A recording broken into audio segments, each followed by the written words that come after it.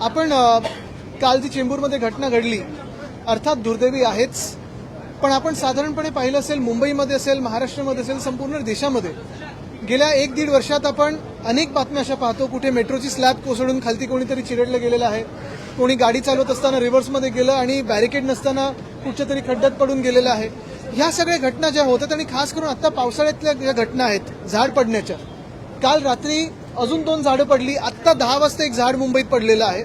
मूळ गोष्ट हीच आहे की रस्त्याची कामं जी झालेली आहेत आणि गेले 4 वर्ष आम्ही जे ओरडत आहोत सातत्याने की घोटाळेबाजांनी कामं केलेली आहेत, कॉन्ट्रॅक्टर बोगस आहेत किंवा मोठ्या नावाखालती भलत्याच लोकांनी कामं केलेली आहेत. जर झाडाच्या अवतीभोवती तुम्ही पूर्णपणे कॉन्क्रिटीकरण केलं, झाडाला मोकळा श्वास घ्यायला जागाच दिली नाही, त्याची मुळं ही देखील कॉन्क्रीटमध्ये आणली, तर दुर्दैवाने ह्या घटना ज्या काल परवाकडे घडलेल्या आहेत ह्या वाढत जातील. हे आम्ही सातत्याने बोलत आलेलो आहोत. इनफॅक्ट आम्ही जिथे जिथे रस्त्याचे व्हिजिट्स केलेले आहेत तिथे महानगरपालिकेच्या अधिकाऱ्यांनी देखील बोलून दाखवलेलं आहे की ह्या घटना घडू शकतात. पण जे मान्सून पूर्वीची कामं आहेत, मग त्याच्यात ट्रिमिंग असेल, कॉन्क्रीटनी पूर्ण मुळाच्या अवतीभोवती विळखा घातल्या नाही ना हे बघणं असेल, किंवा पाणी साचणार नाही हे बघणं असेल, हे सगळं सोडून जसं मी सांगितलं की मुंबईच्या महापौर त्या बांगलादेशमध्ये काय चाललंय, ढाक्यामध्ये काय चाललंय त्याच्यावरच जास्ती लक्ष आहे, मुंबईच्या कामाकडे नाहीये.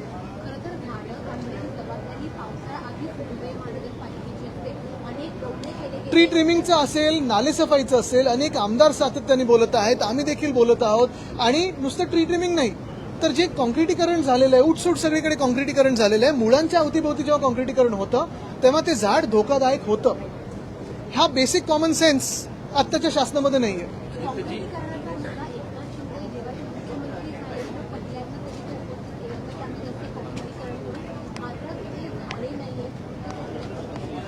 बेसिक गोष्ट अशी की त्यांचीच मुळं कुठच्या पक्षात आहेत ही खोलपर्यंत गेलीच नाहीयेत, नुसतं पैशांमध्ये बुडलेली आहेत.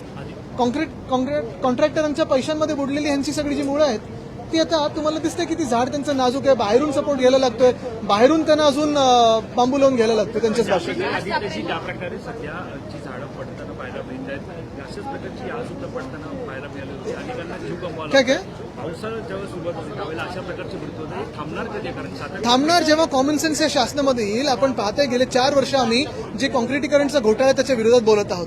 आता पण जर पाहिलं तर सर्रासपणे सगळीकडे कॉन्क्रिटीकरण चालू आहे. रस्त्याचं कॉन्क्रिटीकरण एका बाजूला, पण जेव्हा तुम्ही फुटपाथ किंवा रस्त्याच्या अवतीभोवती जेव्हा झाडं असतात आणि त्या मुळांच्या तिथे तुम्ही जेव्हा कॉन्क्रिटीकरण करता तेव्हा ती झाडं नाजूक होतात. अनेक ठिकाणी आपण पाहिलं असेल, परवा पण मी वरळीत एक चक्कर मारत होतो, त्या 2 झाडांना देखील मी पॉईंट आउट करून दिलेलं आहे की अरे बाबा तुम्ही हे करताय पण ह्या झाडांना तर वाचवा, त्यांची मुळंच बाहेर आली आहेत आणि मग ते वाकायला लागलीत झाडं.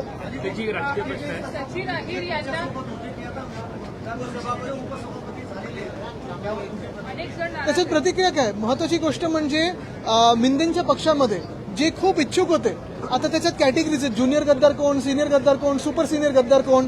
आता मिंदेंच्या टोळीमध्ये जे कोणी पळून गेले होते ते आता विचारतात आम्हाला कधी काय मिळणार. पण परत एकदा मी तुम्हाला महत्वाच्या प्रश्नावर आणतो, हे सगळे जरी होत असेल तरी अनेक या राज्यामध्ये भाजपचे कार्यकर्ते आहेत, संघाचे कार्यकर्ते आहेत, त्यांनी पूर्ण जीवदान आपलं पूर्ण जीवन भाजपला अर्पित करून टाकलं होतं. घरदार सोडून प्रचार करणं असेल, त्यांच्यासाठी निवडणुकीत काम करणं असेल, ते लोक भाजपची एवढी सत्ता असताना ह्या पदांवर कधी बसणार? म्हणजे आता तर तिसऱ्या पक्षातून आणलं. थेटपणे असं म्हटलं जातं की वरळीमध्ये आता थेट लढत होईल कारण सचिन यांचा शिवसेनेमध्ये प्रवेश. अरे यावरती मत काय? कारण माझं मत बिलकुल नाही. आमचं काम आहे आणि काम बोलतं. आमचं सगळी जी कामं आहेत ती वरळीकरांना माहिती आहे. विचार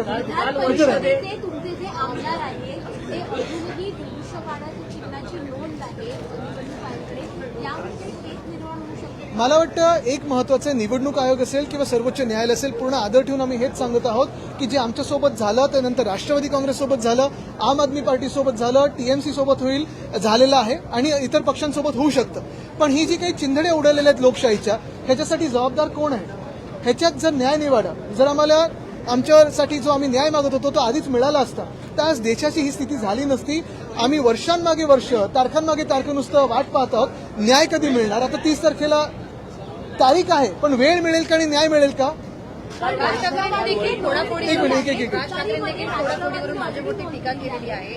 त्यांचं असं म्हणणं की पत्त्यांचा आता एक बंगला बांधला जातोय, सगळ्यात खालचा पत्ता मोदी आहे, ते जर एकदा निघाले की सगळे पत्ते खाली पडतील, बंगला सुद्धा पुढे. कसं? मुख्य गोष्ट हीच आहे, ते बोलतात ते एकदम अर्थात बरोबरच आहे, त्यांचं रिडिंग तर तुम्हाला माहितीच आहे. पण त्याचसोबत जे ऑपरेशन देवेंद्र चालू आहे ह्या महाराष्ट्रामध्ये, ते महाराष्ट्रालाच काय देशाला खूप धोकादायक आहे. कारण जी काही एक राजकीय अस्थिरता निर्माण झालेली आहे आपल्या राज्यामध्ये, तुम्ही पहा, तुम्ही साधे नागरिक म्हणून, आता तुम्ही 1 मिनिटं पत्रकार आहात, मनातून विसरून जा, आम्ही राजकारणी लोक विसरून जा, पण नागरिक म्हणून जे काही या राज्यामध्ये चाललंय, पक्षांची तोडफोड असेल, पैसे देऊन आमदार विकत घेणं असेल, निर्लज्जपणे ह्या आज बॅनरवर उद्या त्या बॅनरवर माझ्यासोबतच तुमच्यासोबत, हा जो काही निर्लज्जपणा चाललाय, ही जी काही चोरी चालली आहे, किती राजकारण करायचं, काय त्याला पातळी आहे की नाही, किती खालती जायचं त्याला काही पातळी आहे की नाही. आणि हे सगळं होत असताना देशाची आर्थिक स्थिती काय आहे, राज्याची आर्थिक स्थिती काय आहे, नोकऱ्या आहेत का, तुमचं जीवनमान सुधारतंय का, ह्याच्यावर कुठेही सरकार म्हणून, शासन म्हणून लक्ष नाही देणं. कालच जी घटना घडलेली आहे, एका 11 वर्षाचं मुलाचा जीव गेलेला आहे, पण कुठेही काही चर्चा नाही, नुसतं हंगामा करायचा, आमदार विकत घ्यायचे, पक्ष फोडायचे, हे घाणेरडं राजकारण मिंदेंच्या टोळीने असेल किंवा भाजपने सुरू केलेलं आहे. कुठे ना कुठेतरी ह्याच्यावर आपल्याला विचार करण्याची वेळ आली.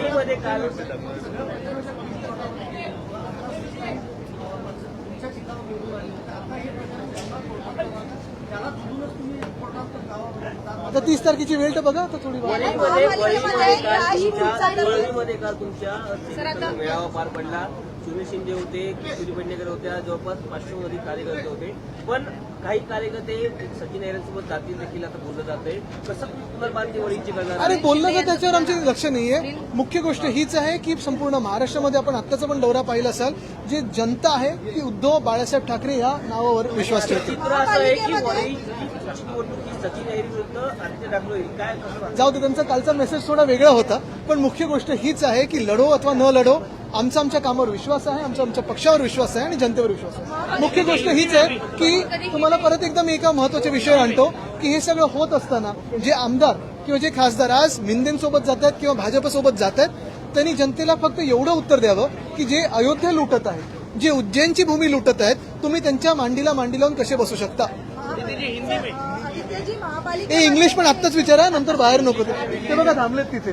महापालिकेमध्ये आणखीन एक भ्रष्टाचार समोर आलेला आहे. ट्रॅश प्रणालीमध्ये घोटाळा होत असल्याचं समोर आलेला आहे. जो समुद्रकिनारी लीक असतो त्यामध्ये अधिकारी आणि जे कर्मचारी आहेत मोठ्या प्रमाणामध्ये भ्रष्टाचार करत असल्याचं समोर आलं. भ्रष्टाचाराची अनेक प्रकरणं आम्ही लोकांसमोर आणलेली आहेत, पण ह्या शासनामध्ये जर भ्रष्टाचार तुम्ही केला, भाजपच्या सत्तेत जर तुम्ही भ्रष्टाचार केला, तर तुम्हाला मंत्री बनायला किंवा मुख्यमंत्री बनायला अधिकची संधी असते. तर त्या अधिकाऱ्यांनी लवकरात लवकर भाजपाच्या वॉशिंग मशीनमध्ये ऍप्लिकेशन द्यावं. ते कदाचित ऑपरेशन देवेंद्र फडणवीस नंतर मुख्यमंत्री बनू शकतात. त्याच्यावर मी असं पत्र आता अध्यक्षांना मी लिहिणार आहे, कारण हा सायबर क्राईम आहे. आमदारांचं स्वतःचं फेशियल रेकग्निशनसाठी कुठेही कन्सेंट न घेता तुम्ही आमचं फेसेस म्हणजे आमचे चेहरे वापरलेले आहात, त्याच्यावरनं फेशियल रेकग्निशन करतात. पण उद्या जर ह्याचा डीप फेक झाला किंवा कोणाचा बँक अकाउंट किंवा कोणाचा फोन हॅक झाला, तर ह्याला जबाबदार कोण असतील? अध्यक्ष असतील का, ज्यांनी निर्णय घेतला, की कुठच्या कंपनीकडे आहे, फायरवॉल काय लावले तुम्ही, पासकोड काय लावले, सिक्युरिटी काय, ह्याच्यावर खरं तर हे सायबर क्राईम आहे मोठं.